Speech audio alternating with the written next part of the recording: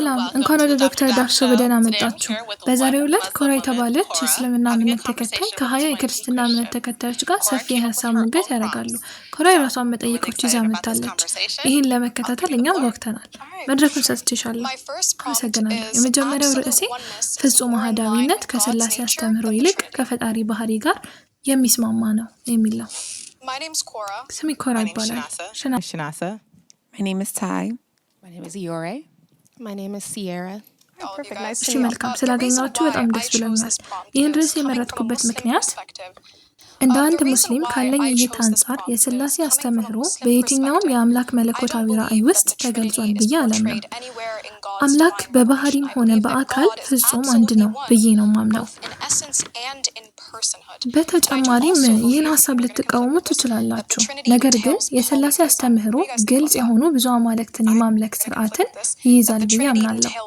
ስለዚህ ምን ታስባላችሁ እናንተ? በእርግጥ በዚህ ሀሳብ አልስማማም። ፈጣሪ ፍጹም አሃዳዊ ብቻ ነው ከተባለ ከጥቅሙ ይልቅ የሚያስከትላቸው ችግሮች ይበዛሉ ብዬ አምናለሁ። ለምሳሌ ፍጹም አሃዳዊ ብቸኛና በባህሪው የተገለለ የሆነ አምላክ ከፍጥረታት ጋር ግንኙነት ለመፍጠር ለምን እንደፈለገ ካንቺ ለማወቅ እፈልጋለሁ። ይህ ማለት እርሱ በአንድ ወቅት ብቸኛ ነበር፣ ከዚያ ፍጥረታትን ለመፍጠር ሲል ከፍጥረታት ጋር ግንኙነት ወደሚፈጠር አምላክነት ተለወጠ ማለት ነው። እዚህ ላይ የሚነሳብኝ ትልቁ ችግር ደግሞ አምላክ በባህሪው ተለወጠ የሚለው ነው። አምላክ የሚለዋወጥ ከሆነ ደግሞ እርሱ ዘላለማዊ አይደለም ወደሚል መደምደሚያ እደርሳለሁ። ይበልጥ የሚያስፈራው ደግሞ አምላክ ተለውጦ ከፍጥረታት ጋር ግንኙነት የሚፈጠር አምላክ መሆን ከቻለ እንደገና ተለውጦ ከፍጥረታት ጋር ግንኙነት ማድረግ አይፈልግም ወደሚል ውሳኔ ላይ ሊደርስ ይችላል። ነገር ግን በሥላሴ አስተምህሮ ውስጥ ያለው ልዩነት እኛ የምናመልከው አምላክ በባህሪው ሶስትነት ስላለው ሁልጊዜም ቢሆን ከጋራ ግንኙነት ወይም ከውስጥ ግንኙነት ውጭ ሆኖ አያውቅም። እኛ የምናመልከው አምላክ በራሱ በባህሪው ፍቅር የሆነ አምላክ ነው። ስለዚህ ፍጥረታትን ለመፍጠርና ከእነርሱ ጋር ግንኙነት ለመመስረት ሲወስን ይህ ለእርሱ እንግዳ የሆነ አዲስ ባህል አይደለም ማለት ነው። ከአላህ ባህሪ ጋር ሲነጻጸር ፍጹም የተለያየ ነው። እንደምታውቂው ቁርአን እያንዳንዱ ምዕራፍ ወይም ሱራ ማለት ይቻላል የሚጀምረው እጅግ በጣም ሩህሩህ በጣም አዛኝ በሆነ በሚል ነው። እዚህ ላይም እንደገና የሚገጥመኝ ነገር አላህ ፍጹም አሃዳዊ ብቸኛ ከሆነ ይህንን እዝነቱን ለማሳየት የግድ ሪሌሽናል አምላክ ወይም የጋራ ግንኙነት ያለው አምላክ መሆን ነበረበት። ታዲያ የጋራ ግንኙነት ያለው አምላክ ሳይሆን እንዴት ሩህሩህ መሆን ይችላል? በጣም ጥሩ። ታዲያ በሥላሴ ውስጥ ያሉ አካላት እርስ በርሳቸው ይተዛዘናሉ፣ ምህረት ይደራረጋሉ ብለሽ ታምኛለሽ ማለት ነው? ምክንያቱም በዚያ አውድ ውስጥ እዝነት ወይም ምህረት ማሳየት ከተባለ በሥላሴ ውስጥ ካሉት አካላት አንዱ ስህተት እየሰራ መሆኑን ያመለክታል። ሌላው ልነካው የፈለኩት ነጥብ የአንቺን ቃላት በቀጥታ ለመጥቀስ ያህል አምላክ ፍጹም አሃዳዊ መሆኑ ችግር አለው ብለሻል። ስለዚህ አንቺ በፍጹም አሃዳዊነት አታምኝም ማለት ነው? አይ በተውሂድ ትርጓሜ መልኩ አላምንም። ሁለተኛውን ጥያቄሽን ለመመለስ እዝነት ወይም ምህረት ከግንኙነት የሚመነጭ ቢሆንም እርሱ ራሱ ከፍቅር የመነጨ ውጤት ነው። እኔ እስከማውቀው ድረስ አላህ ራሱ ፍቅር አይደለም። ስለዚህ ፍቅር የሆነውና ሁልጊዜም ፍቅር የነበረው አምላክ ደግሞ ከፍጥረታት ጋር ግንኙነት ወደሚፈጥር አምላክነት ሲመጣ የዚህ ተፈጥሯዊ ውጤት ሩህሩህ ወይም አዛኝ መሆን ነው። ባጭሩ እያልኩ ያለሁት ሁልጊዜም ፍቅር ስለነበረ አምላክ ከሌላ አካል ጋር ግንኙነት ውስጥ ሲገባ እዝነትን ማሳየት አዲስ መገለጫ አይደለም ነው። ነገር ግን ራሱ ፍቅር ያልሆነ አምላክ በድንገት ሩህሩህ ለመሆን ለእርሱ አዲስ ነው። ይህ ደግሞ እርሱ በዘላለማዊነቱ ሩህሩህ እንዳልነበረ የሚያሳይ በመሆኑ ችግር ይፈጥርብኛል። እሺ በጣም ጥሩ። ሌሎችም ውይይት ውስጥ እንዲካተቱ ፈልጋለሁ። ነገር ግን አሁን ላነሳሽው ነጥብ ምላሽ ልስጥ። አምላክ የተወሰኑ ነገሮችን የማድረግ ችሎታን በዘላለማዊነቱ ውስጥ ይዞ መገኘቱ ምንም ችግር የለውም። ለምሳሌ እናንተ ክርስቲያኖች አምላክ ቀናተኛ ወይም ጀለስ ነው ብላችሁ ታምናላችሁ አይደል? ነገር ግን አምላክ ፍጥረታትን ከመፍጠሩ በፊት የሚቀናበት ማንም ስለሌለ ከዛ በፊት ቀናተኛ ነበር ብላችሁ አታምኑ አይደል? ምክንያቱም ቅናት ማለት በዚህ አውድ ውስጥ ሰዎች ለሌሎች አማልክት ሲሰግዱ ነው። ፍጥረታት ከመፈጠራቸው በፊት ደግሞ አምላክ ቀናተኛ ነበር ብላችሁ ካመናችሁ በሥላሴ ውስጥ ያሉት አካላት ለሌሎች አማልክት ይሰግዱ ነበር ማለት አለባችሁ። ካልሆነ ግን አምላክ ከጊዜ በኋላ ተለወጠ የሚል አባባል ይወስዳቸዋል። በዚህም ላይ እናንተ ክርስቲያኖች ኢየሱስ ሥጋ ለበሰ ሰው ሆነ እርሱም የሥላሴ ሁለተኛ አካል ነው እንዲሁም ሁለተኛው የሰው ባህሪ ተዋሃደ ብላችሁ ታምናላችሁ። ይህ ሲሆን ለአምላክ መለወጥ ነው። ምክንያቱም አምላክ ከአንድ ባህሪ ተነስቶ ወደ ሁለተኛ ባህሪ ውህደት ወይም ደግሞ ሃይፖስታቲክ ዩኒየን ተራምዷል። ስለዚህ አንቺ እንዳንድ ክርስቲያን አምላክ ይለወጣል በሚለው ሀሳብ ላይ ችግር ሊኖርብሽ አይችልም። ምክንያቱም በሥላሴ አስተምሮ ውስጥ አምላክ እንደተለወጠ ታምናላችሁ። እስቲ አሁን ደግሞ ከሌሎቻችሁ መስማት ፈልጋለሁ። እኔ ስለ ቅናትና አምላክ ፍቅር ስለመሆኑ በጠቀስሽው ላይ መናገር ፈልጋለሁ። ይህንን ግልጽ እናድርገው። መጽሐፍ ቅዱስ እግዚአብሔር ፍቅር ነው ይላል።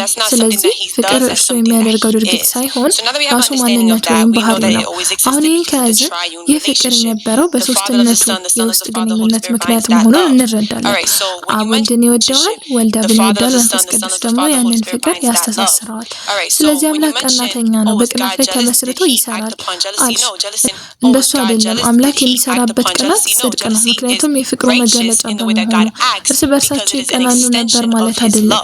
ሀሳቡ ከእዝነት ወይም ምህረት ጋር ተመሳሳይ ነው። እዝነት የፍቅሩ መገለጫ ነው። መሐሪ ለመባል አስቀድሞ ለፍጥረታቱ ምህረት ማሳየት ነበረበት ማለት አይደለም። እርሱ አስቀድሞ ፍቅር ነው። ስለዚህ ከፍቅር የሚመነጩት ደግሞ እዝነትና ቅዱስ ቅናት ናቸው። ከእርሱ የሚመነጩት እነዚህ ናቸው። ስለዚህ አንቺ አምላክ እንዴት በቅናት ላይ ተመስርቶ እንደሚሰራ የተሳሳተ ግንዛቤ ያለሽ ይመስለኛል። ምክንያቱም አንቺ የምታምኘው አምላክ አህዳዊ ስለሆነ ያንቺ አምላክ ያንን ያደርጋል። በሌላ በኩል ግን የኛ አምላክ ይህንን አያደርግም። የኛ አምላክ የፍቅር መገለጫ ነው። እሺ በጣም ጥሩ። እንግዲህ አምላክ ፍቅር መሆኑንና የመሳሰሉትን ጠቅሰሻል። እንደናንተ ክርስቲያኖች አባባል አምላክ ፍቅር ነው።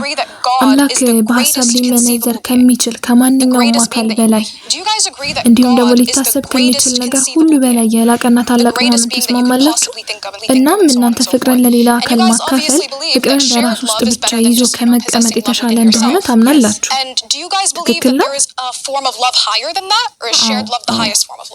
ከዚህ በላይ ታላቅ የሆነ ሌላ የፍቅር አይነት አለ ወይስ ይሄው ነው ከፍተኛው ጥግ ብላችሁ ታምናላችሁ? አይ የተጋራ ፍቅር ከሁሉም ከፍተኛው ጥግ ነው። እሺ በጣም ጥሩ። ታዲያ አምላክ ሶስት አካላት አሉት በመባሉ ከፍተኛውን የፍቅር ደረጃ እንደሚያሳይ ትናገናለሽ አይደል? ምክንያቱም እርሱ ፍቅርን ለሌሎች ሁለት አካላት እያካፈለ ስለሚያሳይ። ትክክል ነኝ? ትክክል። የተጋራ ፍቅር የህብረት ፍቅር ከፍተኛ ጥግ ነው። እሺ ፍቅርን ከብዙ ሰዎች ጋር መጋራት ለምሳሌ ለአንድ ሰው ብቻ ከማካፈል ይልቅ የላቀ መሆኑን ተስማሚያለሽ? በዚህ ተስማሚያለሽ? ቤተሰብ ወዴት እያመራሽ ነው? ልደርስበት የፈለግኩት ነጥብ አምላክ ፍቅር ለመሆን በራሱ ባህሪ ውስጥ ፍቅርን መግለጽ ማለትም የጋራ ግንኙነት ፍቅር ሊኖረው ይገባል ብለሽ ካመንሽ እንዲሁም የሥላሴ አስተምሮ እውነት የሆነው አምላክ ይህንን ማድረግ ስላለበት ነው ብለሽ ካሰብሽ እንግዲያውስ አምላክ ሊታሰብ ከሚችል ነገር ሁሉ በላይ የላቀና ታላቅ መሆን ስላለበት ፍቅሩም ቢሆን ከፍተኛ ጥግ ላይ መሆን አለበት። ስለዚህ አምላክ ከሶስት አካላት በላይ መሆን አለበት የሚለውን ሀሳብ መቀበል ይኖርብሻል።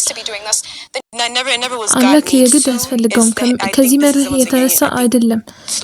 እንደማምነው አምላክ የግድ ያስፈልጋል ከሚል መርህ የተነሳ አይደለም። እኔ እንደማምነው ታዲያ አምላክ አፍቃሪ መሆን ያስፈልገውም እያልሽ ነው?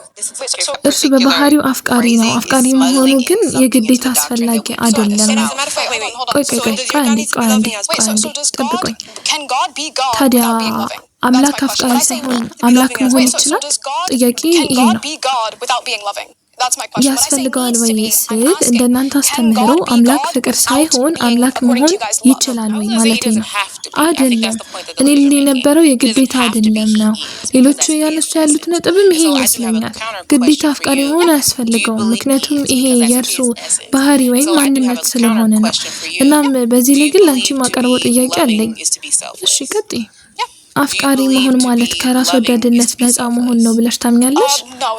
ግዴታ እንደሱ አይደለም፣ ምክንያቱም ፍቅር በሶስት መልኩ ይገለጻል። በዚህ እናንተ ሳትስማሙ አትቀሩ።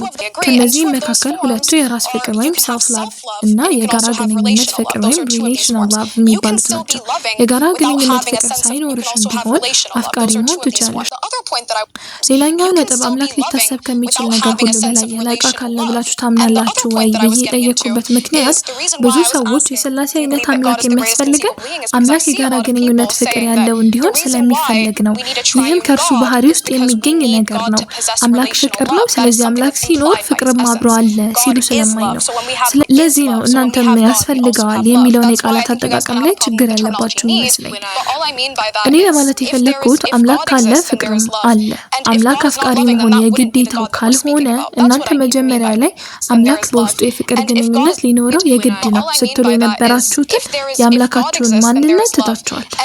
አሁን እያወራችሁ ያላችሁት ስለሌላ አምላክ ነው እንጂ እኛ ክርክሩን ስለጀመርንበት አምላክ አይደለም።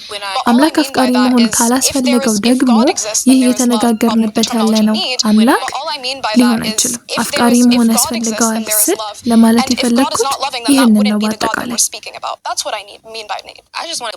እኔ እስካሁን ያነሳሽው ሀሳብ 3 ጥያቄዎችን ራሴን እጠይቃለሁ። መጀመሪያ ጥያቄ አንቺ መልሰሻል፣ እርሱ ፍጹም አሃዳዊነት ምንድን ነው የሚለው ነው። ይህንን ጥያቄ አስቀድመሽ መልሰሻል። እንደ አንድ ሙስሊም ለአንቺ ምን ማለት እንደሆነም አብራርተሻል። ሁለተኛው ራሴን የምጠይቀው ጥያቄ የአምላክ ባህሪ ምንድን ነው የሚለው ነው።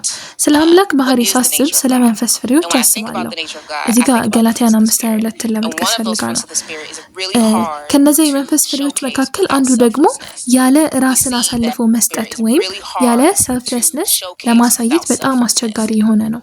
ኢየሱስ ሥላሴ መሆኑን እናያለን። ይቅርታ ማለቴ አምላክ ሥላሴ መሆኑን የምናየው ራሱን አሳልፎ ስለሰጠን እኛ ከእርሱ ጋር እንደገና በትክክለኛ ግንኙነት ላይ እንድንቆም ልጁን ስለሰጠ ነው። ከእርሱ ጋር በትክክለኛ ግንኙነት ላይ ላለመቆም የወሰንነው ግን እኛ ነን። እናም ይህ ከራስ ወዳድነት ነፃ መሆኑን ፍጹም ያሳያል።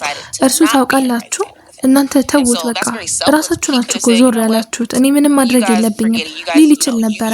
እርሱ ግን በተለየ መልኩ በማሰብ እጅግ በጣም ስለምወዳቸው ሌላ እድል እሰጣቸዋለሁ፣ ራሴን አሳልፌ እሰጣለሁ አለ። ልጁን የሰጠውም ለዚህ ነው ብዬ ነው የማስበው። ጥሩ ነገር ግን በዚህ ላይ የኔ መከራከሪያ የሚሆነው